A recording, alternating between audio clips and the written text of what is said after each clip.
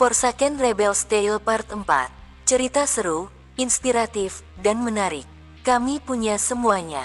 Subscribe, like, dan bagikan channel bercerita dengan teman-teman Anda. Meski band mereka tidak pernah tampil di panggung besar, meski musik mereka hanya terdengar di studio yang sempit dengan alat seadanya, setiap lagu yang mereka buat memiliki kekuatan yang lebih besar daripada sekadar suara. Di setiap not yang dimainkan, di setiap lirik yang ditulis, mereka menemukan sebagian dari jati diri mereka yang sebelumnya tersembunyi. Di antara ketukan drum Rizal yang berantakan, petikan gitar Fadli yang kadang tidak sempurna, dan suara bass Bima yang penuh dengan ketegasan, ada satu hal yang mereka semua setuju, musik ini adalah cara mereka menemukan siapa mereka sebenarnya. Mereka bukan lagi sekadar anak-anak yang terperangkap dalam kesulitan hidup mereka. Mereka adalah rebel yang berjuang, dalam setiap ketukan, dalam setiap kata. Arif, meskipun selalu menjadi pemimpin dalam band, mulai merasakan perubahan yang lebih mendalam. Musik ini bukan hanya soal menguasai alat, ini soal menggali jiwa. Dan kita mulai menggali jiwa kita lewat lagu-lagu ini, katanya dengan tatapan yang tajam, penuh refleksi.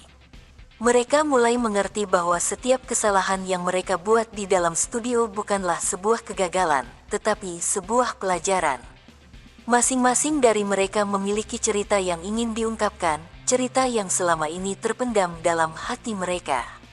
Musik mereka tidak hanya menjadi suara kebebasan, tetapi juga bentuk pemberontakan terhadap kenyataan hidup yang mereka jalani. Saat mereka semakin tenggelam dalam proses penciptaan lagu, masa lalu mereka yang gelap dan penuh luka pun tak bisa mereka hindari.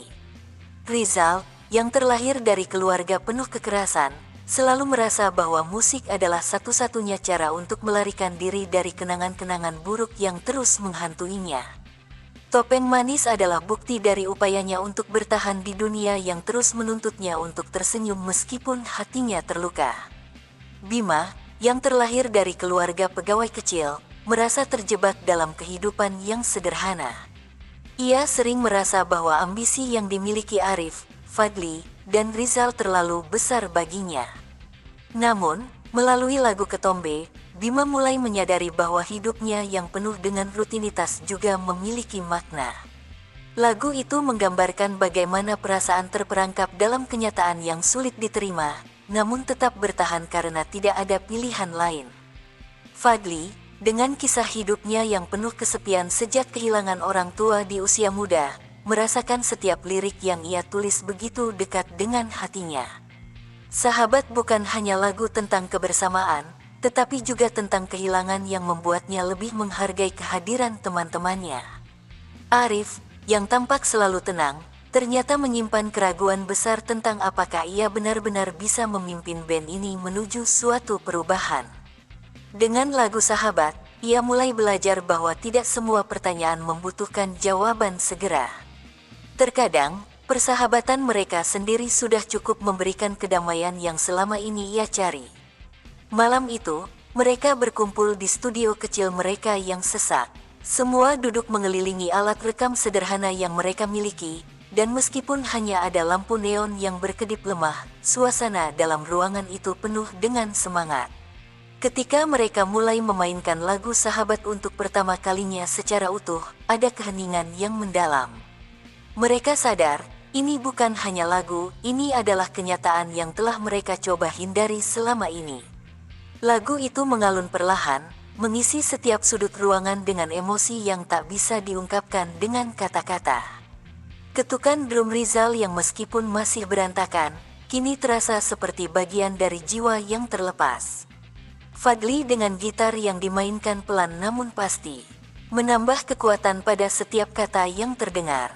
Bima, dengan bassnya yang merendah, menyatukan semuanya dengan kekuatan yang penuh kesunyian. Dan suara mereka yang bersatu, membawa mereka pada kesadaran bahwa mereka adalah sebuah kesatuan yang tak terpisahkan.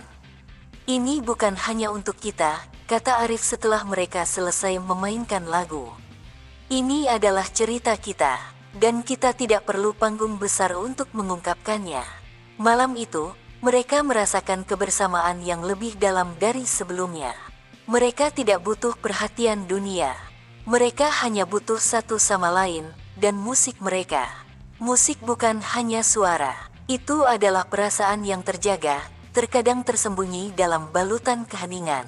Untuk Arif, yang selalu berusaha menjaga kedamaian di luar, setiap ketukan dalam lagu Sahabat membawa kembali kenangan masa lalu yang kelam. Meskipun ia menjadi pilar bagi teman-temannya, ada saat-saat ketika ia merasa terjebak dalam peran yang ia ciptakan untuk dirinya sendiri. Namun, di tengah kebersamaan mereka, Arif menemukan bahwa tidak ada yang perlu disembunyikan lagi. Mereka adalah cermin satu sama lain, tidak sempurna, tetapi cukup untuk saling memahami. Fadli yang berjuang keras untuk mengatasi kesepian yang menghantuinya sejak kehilangan orang tua, semakin merasa bahwa band ini adalah keluarga yang sebenarnya. Meskipun ia tampak tegar di luar, ada bagian dari dirinya yang merasa kosong. Namun, dengan setiap lirik yang ia tulis, setiap nada yang ia petik, Fadli mulai menemukan kedamaian. Sahabat bukan hanya tentang kebersamaan, tetapi tentang menyembuhkan luka yang lama terpendam. Bima, yang selama ini merasa bahwa hidupnya tidak banyak berarti, mulai menemukan arti dalam tiap ketukan bass yang ia mainkan. Ketika lagu Ketombe selesai diciptakan, ia merasakan sebuah pelepasan. Lagu itu adalah refleksi dari rasa terjebak dalam kehidupan yang tidak memberi ruang bagi impian. Namun, saat ia bermain bass, ia merasa bahwa meskipun hidupnya penuh dengan rutinitas dan kekangan, musik memberinya kebebasan yang tak terhingga. Rizal, yang selalu terbakar oleh ambisinya untuk menjadi drummer terbaik meskipun dengan segala kekurangannya, akhirnya mulai menemukan ketenangan dalam ketidaksempurnaan. Setiap kali ia duduk di drum, ia merasa seperti bagian dari sesuatu yang lebih besar dari dirinya sendiri. Ketika lagu Topeng Manis diciptakan, ia tahu bahwa itu adalah pernyataan dari hatinya, sebuah pengakuan bahwa meskipun ia sering memakai topeng untuk menutupi rasa sakit, musik ini adalah caranya untuk membebaskan dirinya. Malam itu, studio musik yang biasanya hanya dipenuhi dengan suara instrumen yang saling bertabrakan, kini berubah menjadi tempat yang penuh dengan keheningan.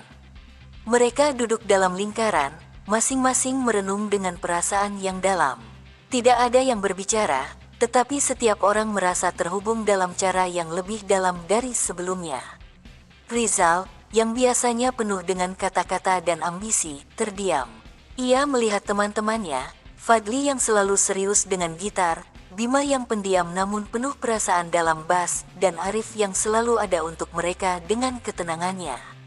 Mereka adalah keluarga yang tidak pernah ia miliki. Aku tidak pernah merasa seperti ini sebelumnya, katanya dengan suara pelan, hampir tak terdengar. Bima menatapnya dengan senyum tipis. Kita semua punya cerita, Rizal. Lagu-lagu kita adalah cara kita menceritakannya. Fadli yang biasanya lebih banyak diam, berbicara dengan lembut.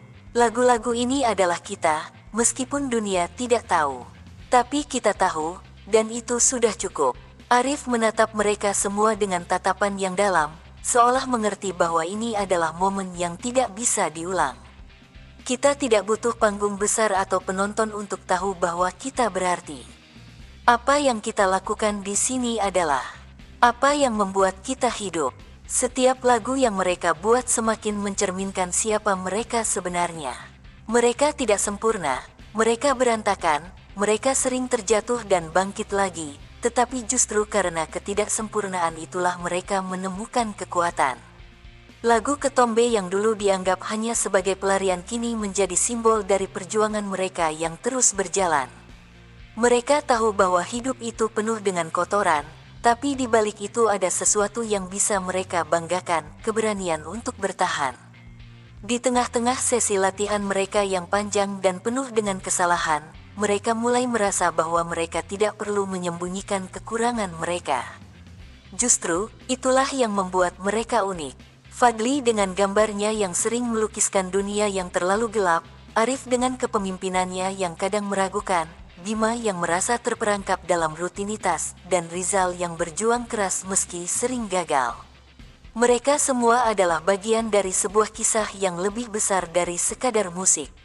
Setiap kali mereka berlatih, mereka semakin yakin bahwa mereka tidak hanya menciptakan lagu, tetapi juga membangun sesuatu yang jauh lebih berharga, persahabatan yang tidak bisa dipatahkan oleh apapun.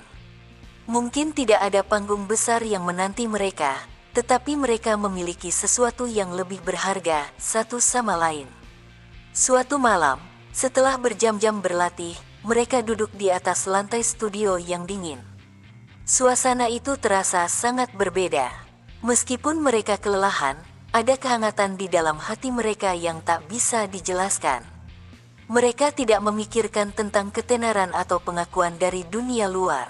Yang ada hanyalah mereka, lagu-lagu mereka, dan kenangan yang telah mereka ciptakan bersama. Rizal memandang teman-temannya, dan akhirnya berbicara.